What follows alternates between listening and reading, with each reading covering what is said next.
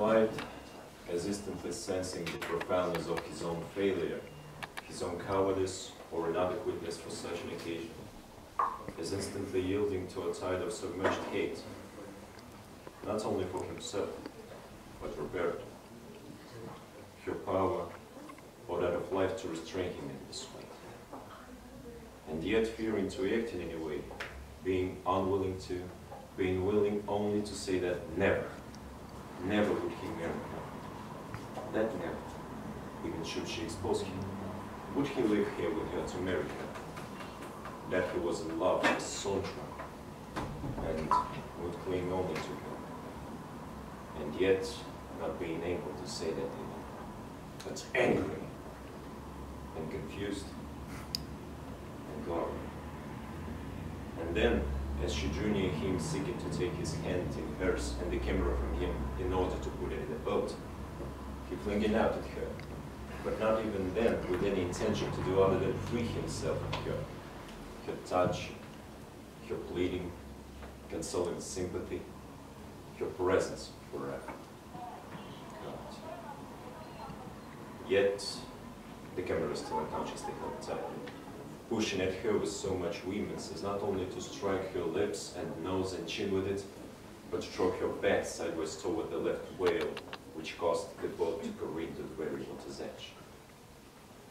And then he, stirred by her sharp scream, as much due to the large of the boat as the cut in her nose and lip, rising and reaching half to assist or recapture her, and half to apologize for unintended blow, yet in so doing completely capsizing the boat, himself and Roberta being as instantly thrown into the water.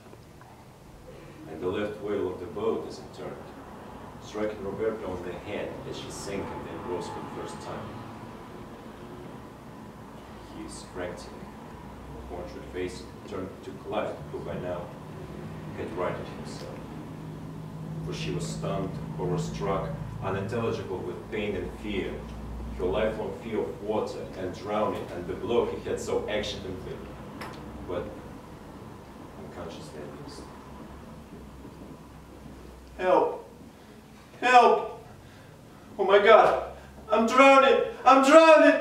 Help! Oh my God! Clyde! Clyde! And then the voice at his ear.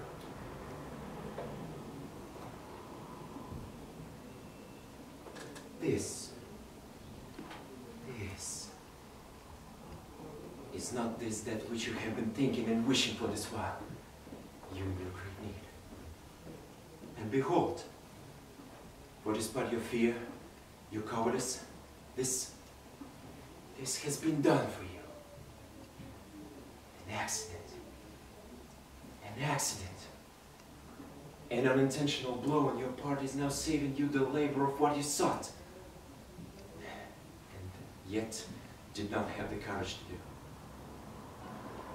But will you now, and when you need not, since it is an accident, by going to her rescue, once more plunge yourself in the horror of that defeat and failure which has so tortured you and from which it now releases you? You might save her. But again, you might not. For see how she strikes about. She is stunned. She herself is unable to save herself, and by her erratic terror, if you draw near her now, may bring about your own death also. You decide to live, and her living will make your life worth not worthwhile from now on.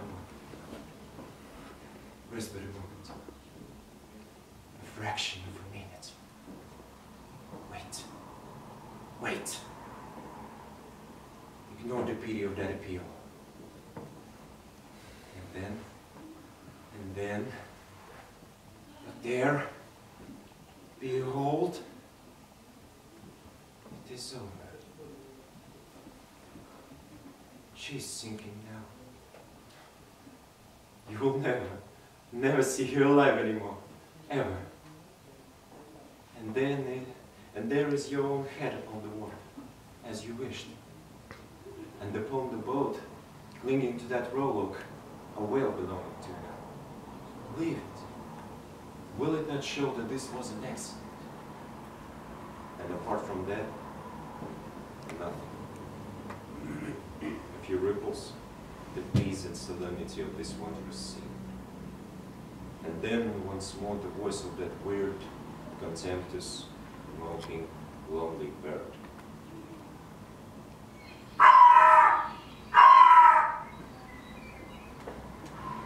The cry of that bird upon that dead limb, the weird. And then Clyde, with the sound of Roberta's cry still in his ears, that last frantic, white, appealing look in her eyes, swimming heavily, gloomily, and darkly to shore. And the thought that, after all, had he really killed her?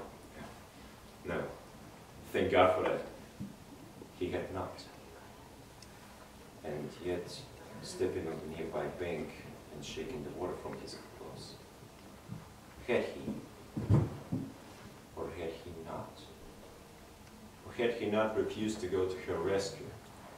And when he might have saved her, and when the thought for casting her in the water, however accidentally, was so truly conceived. And yet, the dusk and silence of a closing day, the concealed spot and depths of the same and sheltering woods, where alone and dripping his dry back near, Clyde stood, and by waiting, sought to dry himself. But in the interim, removing from the side of his back the unused tripod of his camera and seeking an obscure, a dead flock farther in the woods, hiding it. Had anyone seen? Was anyone looking? Then returning and wondering as to the direction. He must go west and then south. He must not get turned about. But the repeated cry of that bird, harsh, nerve-shaking. And then the gloom, in spite of the sun stars. And the youth making his way through a dark, uninhabited wood. A dry straw hat upon his head, a bag in his hand, walking briskly and yet warily, south, south.